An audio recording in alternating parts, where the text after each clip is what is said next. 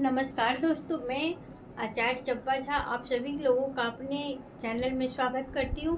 तो आज हम लोग पढ़ने जा रहे हैं प्रेम विवाह की कुंडली को देख के ये कैसे हम बता सकते हैं कि विवाह कब होगा, लव मैरिज होगा या अरेंज मैरिज होगा या रिलेशनशिप में आजकल बहुत सारे लोग रहते हैं। तो ये सब सारी चीज़ों का हम लोग चर्चा करेंगे आज इस विवाह के टॉपिक में।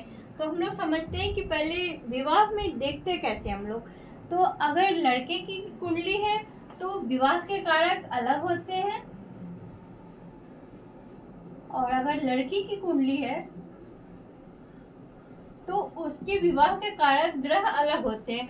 मान लेते हैं किसी लड़की की कुंडली है तो लड़की को क्या चाहिए? लड़की को सुंदर लड़की चाहिए, पैसा चाहिए, धन चाहिए, नौकरी चाहिए। तो सबसे पहले लड़की चाहिए। तो लड़के के लिए क्या चाहिए? तो शुक्र चाहिए, लड़की चाहिए, चंद्रमा चाहिए, शनि चाहिए। शनि रोजगार का कारक होता है, इसीलिए हम लोग क्या बोलेंगे, शनि चाहिए। और राहु, राहु मतलब हो गया कि बड़ा घर, बड़ी गाड़ी, बड़ा बंगला। इन चारों चीजों का जो कॉम्बिनेशन है, अगर लड़की की कुंडली में ग्रह, ये चारों ग्रह अगर यदि लड़के की कुंडली में अच्छी स्थिति में, शुभ स्थिति में, तो लड़की की शादी बहुत अच्छी लड़की से होगी, सुंदर लड़की से होगी, बहुत अच्छे घर में होगी और बहुत अच्छी शादी भी चलेगी। इसी तरह लड़की की शादी के कारण क्या हो, कौन से ग्रह होंगे? लड़की को सबसे पहले क्या चाहिए? लड़का चाहिए, मंगल, मान सम्मान चाहिए तो सूर्य, और उसके बाद गुरु। उसका ससुराल कैसा होगा, परिवार कैसा होगा, क्योंकि ऋषि पारेशर जी कहते हैं गुरु वासुदेव हम कुटुंब का मतलब सारा परिवार, सारा विश्व जो है कि हमारा कुटुंब है। तो इसका कुटुंब का कारक जो ग्रह होता है वो गुरु होता है। तो मंगल, सूर्य, गुरु और केतु। केतु को हम लोग, केतु काल पुरुष की कुंडली में 12th हाउस के कारक होते हैं, 12वें घर के कारक होते हैं। 12वां घर जो होता है हमारी जन्म कुंडली में ये बताता है कि हमारा बेडरूम का रिलेशन हमारे हस्बैंड के साथ कैसा रहेगा, जिसको हम लोग सैया सुख भी बोलते हैं। तो लड़का और लड़की दोनों की कुंडली में शादी के कारक ग्रह अलग अलग होते हैं, क्योंकि लड़के को ये सब चीजें चाहिए। अगर लड़के की कुंडली में शुक्र अच्छा है, चंद्र अच्छा है, चंद्रमा शनि अच्छा नहीं है, तो क्या होगा? लड़की तो सुंदर मिलेगी, अच्छी मिलेगी, पैसा भी होगा उसके पास, लेकिन उसके पास रोजगार नहीं होगा। पैसा का मतलब कि उसके माँ बाप का धन दौलत होगा, उसके पास स्वयं की रोजगार कुछ नहीं होगी।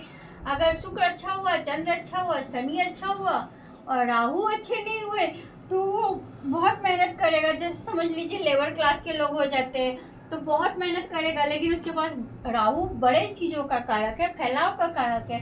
तो उसके पास बड़ी गाड़ी, बड़ा घर, ऐश्वर्य, ये सब चीज़ें, सुख सुविधाएं, लग्जरी, ये सब चीज़ें नहीं होगी। तो हम लोग कॉम्बिनेशन में देख लेंगे कौन कौन से प्लैनेट क्या क्या देगा। और अभी मैंने आप लोगों को बता दिया कि कौन सा ग्रह किस चीज़ का कारक होगा। इसी तरह हम लोग लड़की की कुंडली में चेक करेंगे कि उस लड़की की कुंडली में मंगल कैसा है। अगर लड़की की कुंडली में मंगल अच्छा नहीं है तो उसके पति का जो स्वास्थ्य होगा वो ठीक नहीं रहेगा। इसका मतलब ये हुआ।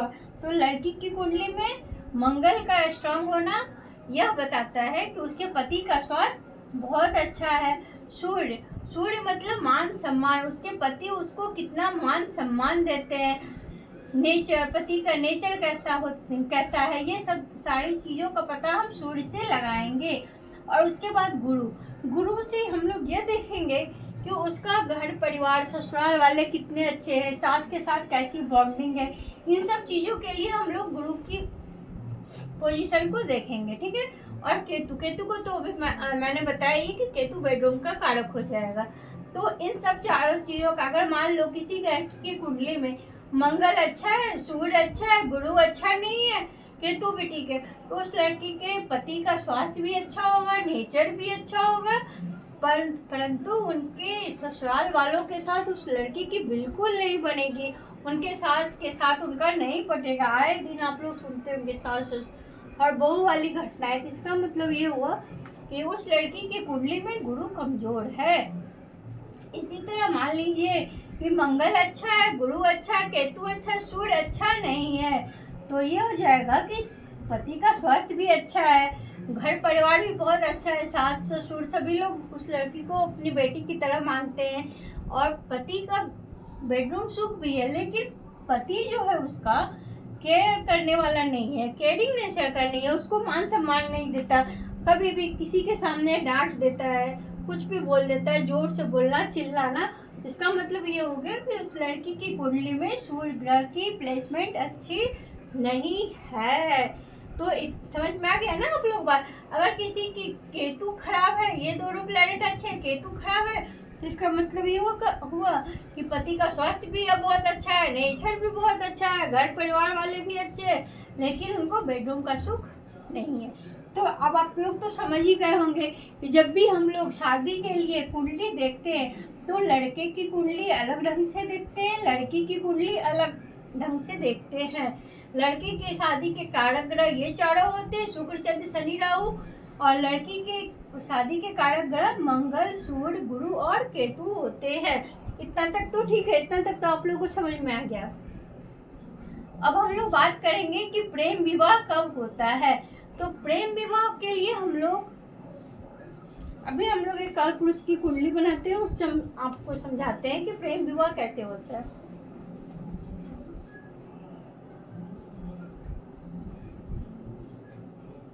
ये प्रेम विवाह का टॉपिक बहुत लंबा है, बहुत इंटरेस्टिंग भी है, आप लोगों को मजा भी आएगा अगर ध्यान से इसको समझे तो।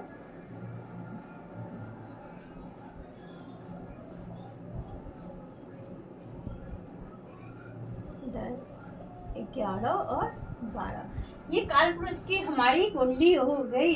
तो हम लोग देखेंगे काल पुरुष की कुंडली से कि ये तीसरा भाव क्या होता है। ये तीसरा भाव जो होता है आकर्षण का भाव होता है, ठीक है।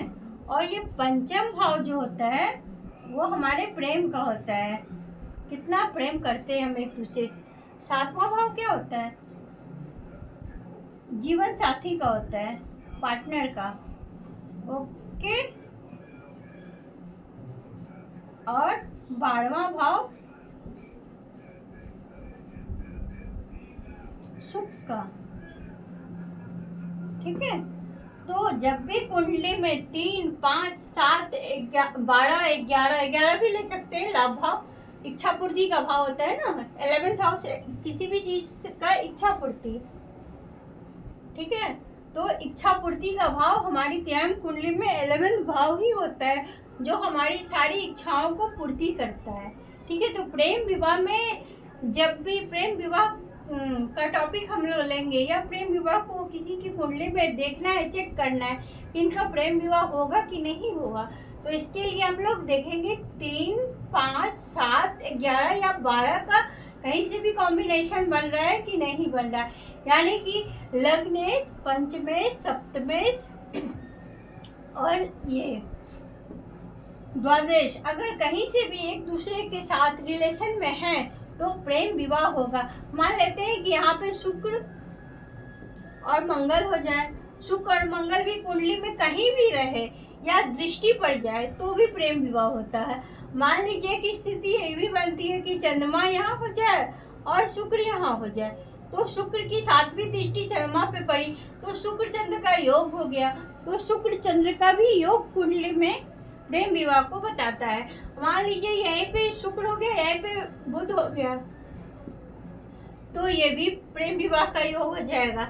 अब ये ठीक है, अब बहुत सारे योग हैं इसमें, जैसे कि लग्नेश इसका मंगल हो जाएगा, पंचमेश सूर्य हो जाएगा, यहीं पे मंगल और सूर्य बैठ जाए तो भी प्रेम विवाह होगा।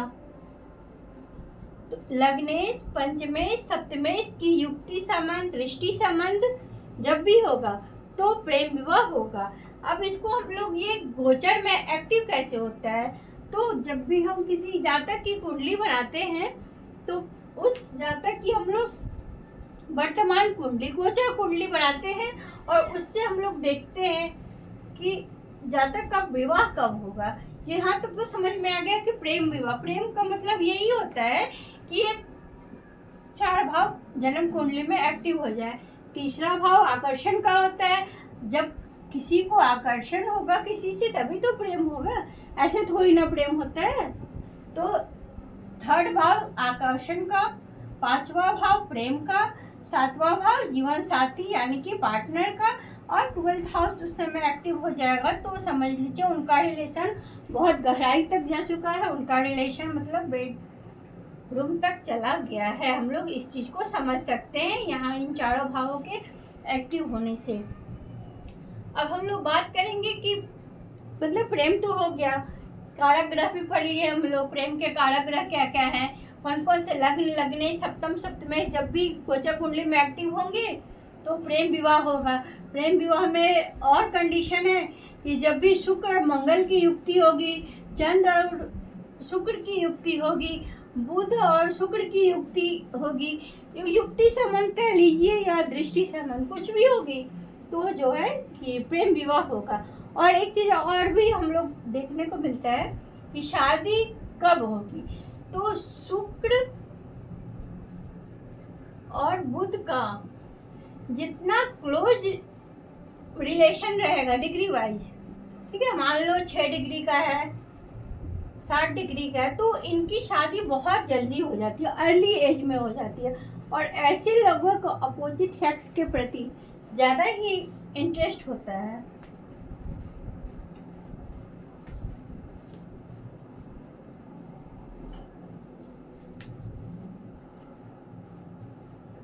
तो यहाँ तक तो आप लोगों को क्लियर हो गया होगा कि प्रेम विवाह कब होता है। कुंडली में प्रेम विवाह हम लोग कैसे चेक करेंगे, अब तो आप लोग चेक कर लेंगे। और शादी कब होगी, शादी अभी मैं बताती हूँ कि आप लोग शादी किसी की कुंडली में कैसे चेक करेंगे, दशा अंतरदशा कैसे लेंगे, इतना तो बता दिया।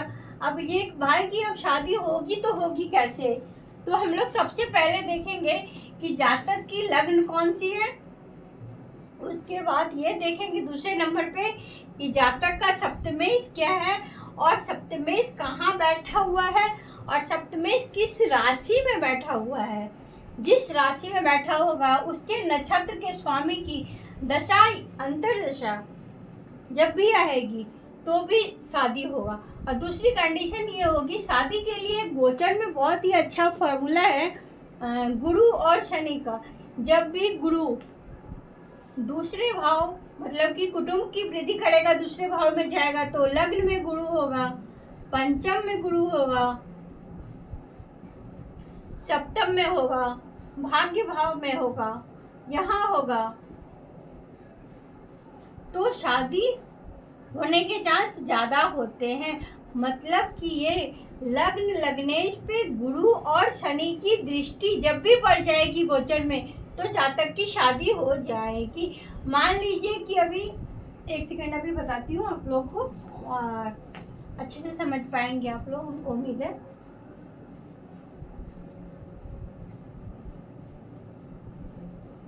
अभी का हम लोग गोचर कुंडली बनाते हैं तो ठीक है, 7 9 6 क्लियर है ना, दिख रहा है सभी को, ठीक है।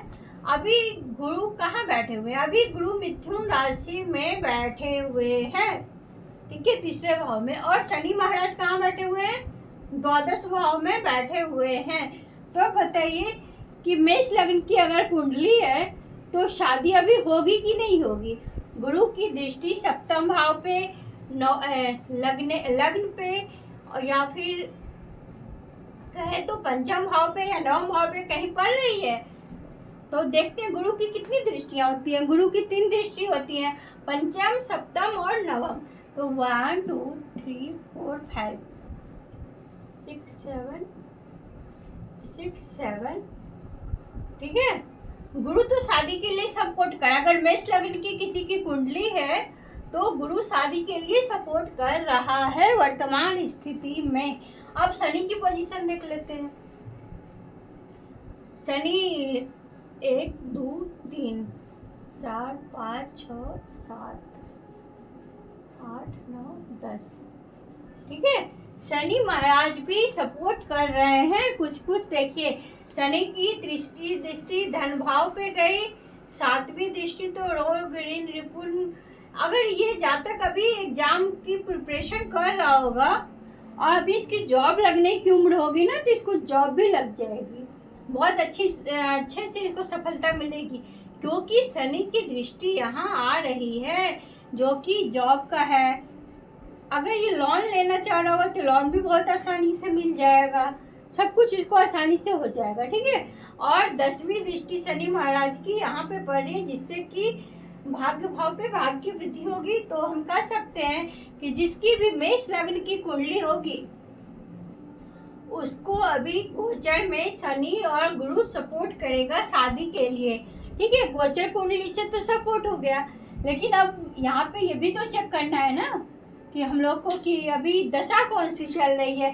सप्तमेश की दशा चल रही हो, पंचमेश की चल रही हो, भाग्येश की चल रही हो, लाभेश की चल रही हो, और दूसरी बात दशा इन सब चीज़ों की चल रही हो, पंचमेश सप्तमेश लाभेश और शुभ ग्रह, और बाकी चीज़ों का भी जो सप्तमेश है वो किस राशि में बैठा हुआ है उसको भी हम लोग चेक करेंगे जब गोचर देखते हैं। तो इन सब चीज़ों को अच्छे से हम लोग चेक करेंगे तो अच्छे से शादी ब्याह ये सब हम लोग देख सकते हैं, कुछ समस्या नहीं होती है।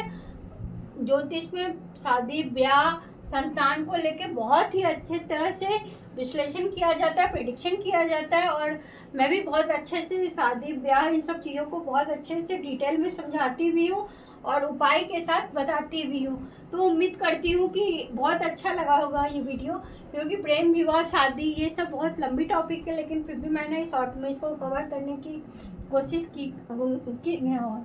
की हूँ। तो आशा करती हूँ आप सभी लोगों को ये वीडियो अच्छा लगा होगा। तो फिर मिलते हैं अगले वीडियो में। हर हर महादेव।